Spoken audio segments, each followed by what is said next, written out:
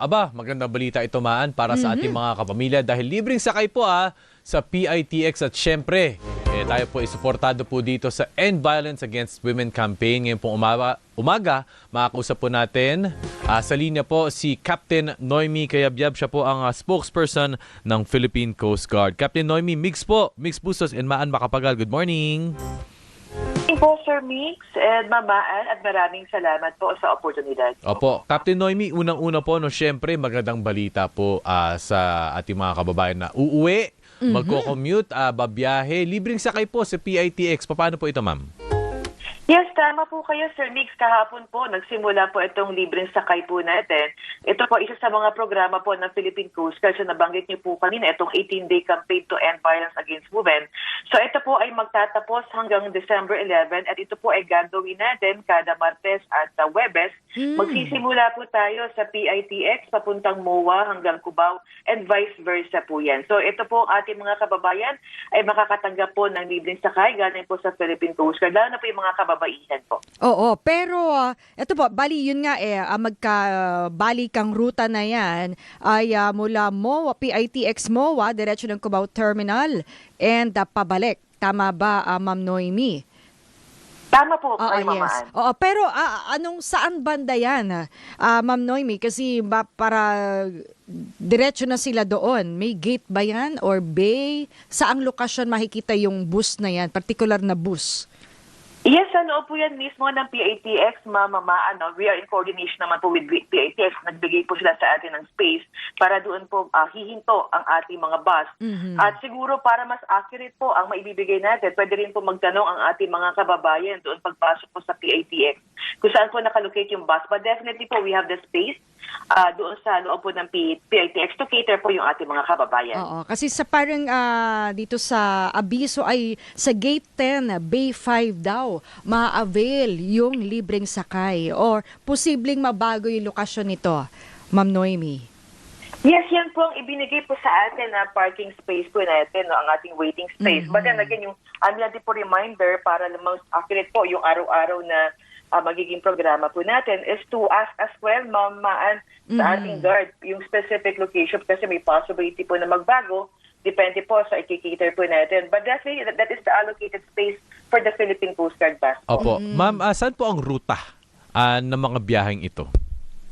So yun po nabanggit ko po kanina, Sir Mix, simula po sa PITX, doon po tayo tatanggap ng mga pasahero.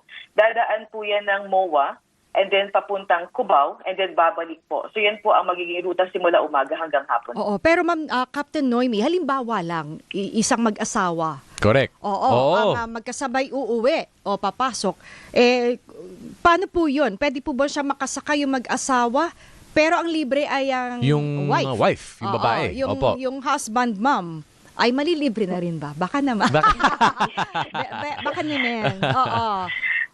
Mamaan, ito naman pong ating programa ay para po sa lahat po ng ating kababayan. Yun po, syempre, with emphasis po sa ating mga kababaihan. Pero ito pong programa ay para po sa lahat. Ayan. Okay. So, kung may kasama ring anak, ay possible din bang malibre? Halimbawa, mga bata naman. Opo. Mga minor. Mag-ina, halimbawa, Captain Noemi. Yes. Opo, yes naman. Definitely po, lahat po hanggang sa magkaya po ating i-cater sa loob ng bus. Definitely kahit sino pa po yan, babae or lalaki, matanda or bata. Kasama po sa libreng sakay po ng Philippine Coast Guard. Opo. Captain Noemi, so ngayon po, para po mas maintindihan, para po mas ma-appreciate ng ating mga kapamilya, ito pong advokasya po, especially ng Philippine Coast Guard na nakipag-partner po kayo sa PITX, tungkol po sa mensaheng ito na end violence against women. Yes, tama po kayo. So ang amin po ditong pinoproject sa programang ito na kasama po palagi ng ating mga kababayan ang Philippine Coast Guard sa ganito mga campaign po. At hindi lang naman po ito ang programa ng ating PCG kasi naniniwala po kami na malaki po talagang influence pag uniform personnel po talaga ang nag-execute ng ganito mga programs. So hindi lamang po mga stakeholders po natin yung ganitong programa, but as well to our personnel din po, Sir Mix. Meron po kaming kinakonduktin na mga seminars, hindi lamang po sa mga kababaihan, kasama rin po yung mga lalaki sa aming hanay. Meron po kami tinatawag, Sir Mix, na kamare o kababaihan ng Maritime Enforcement para sa mga female personnel po natin, and kapare naman po, Sir Migs, sa tinatawag po natin Kamares Partner in Equality. So equal information sharing po tayo para maibigay po namin at maidiscuss kung ano po ang kagandahan nitong programang at campaign na ito. Ako akala ko kasi PCG, libreng sakay, syempre Coast Guard. Akala ko barko. Oo nga.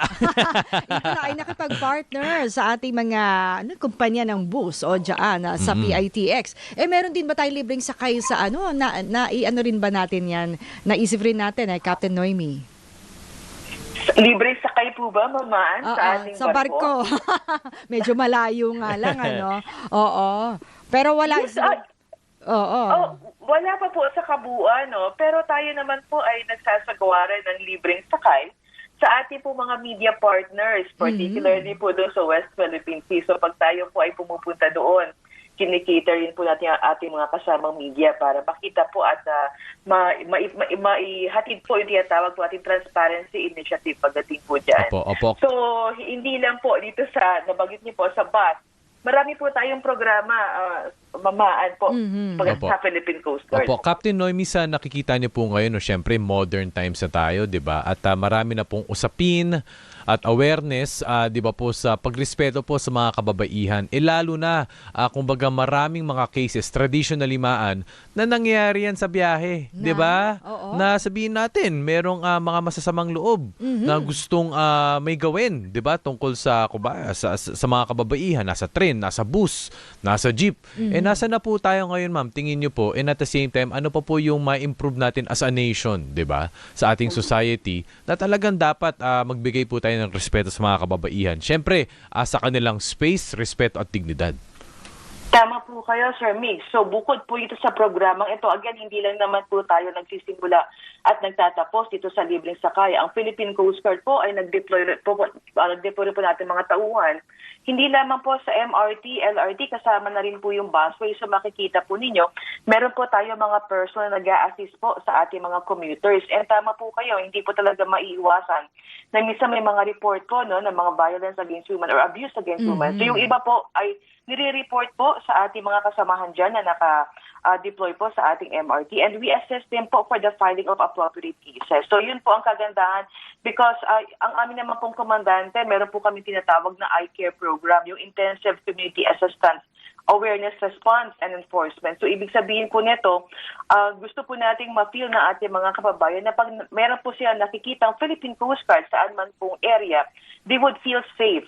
Kaya ang ating pong deployment ay kasama po itong MRT and LRT. At although may mga natatanggap po tayo na mga reklamo minsan, ang inyong pong Philippine Coast Guard ay patuloy po sa pag-assist sa ating mga kababaihan sa pagpa-file po ng mga appropriate cases and yung paghuli na rin po dito sa mga offenders po natin. Matanong ko na rin, Captain Noemi, no, sa darating na weekend, sa inaasahang kilos protesta po, itong pagpapatuloy ng trillion peso march, syempre pinaigting natin yung seguridad dyan, kasama yung lahat ng mga law enforcement agencies ng ating gobyerno. Ang Philippine Coast Guard po, nasaan po yung paghahanda natin? Tama po kayo, Mamaan. Nagbigay na po ng direktiba ang aming komandante na si Admiral Gavan. So definitely, we will be assisting the Philippine National Police. Magde-deploy rin po tayo ng mga karagdagang mga tauhan. Almost 500 personnel po ang ating dadagdag dyan.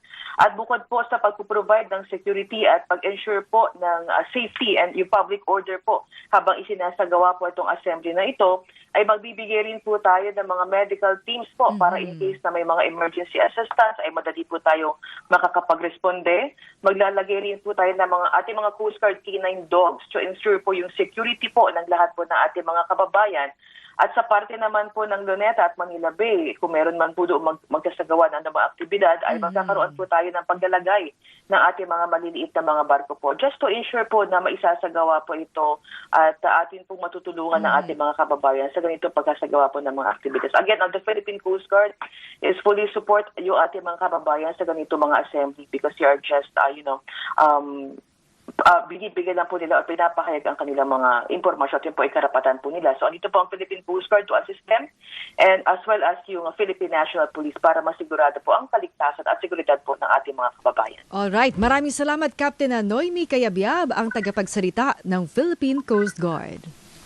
Thank you po, mga Answer Mace. Good morning po. Maraming po salamat, Captain Noemi Kayabyab, sa inyong serbisyo dyan po sa Philippine Coast Guard.